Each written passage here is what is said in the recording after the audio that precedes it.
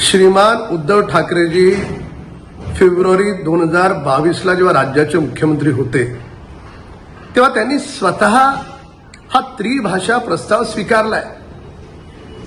स्वतः स्वीकारायचा आणि लोकांना मूर्ख बनवत आता त्याच्याच विरोधात रस्त्यावर मोर्चे काढायचे. म्हणजे खोटारडेपणाचा किती मोठा कळस आहे हा.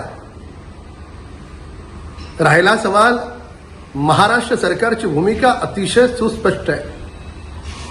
मुंबई आणि महाराष्ट्राची कालही भाषा मराठी होती, आजही आहे आणि भविष्यात जोपर्यंत सूर्य आणि चंद्र आहे तोपर्यंत महाराष्ट्राची पहिली भाषा मराठीच.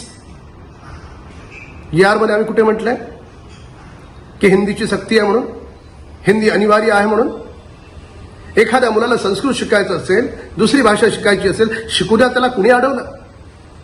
पण लोकांमध्ये असं खोटं सांगून गैरसमज पसरायचे हे धंदे काही राजकीय पक्षांनी थांबवले पाहिजे.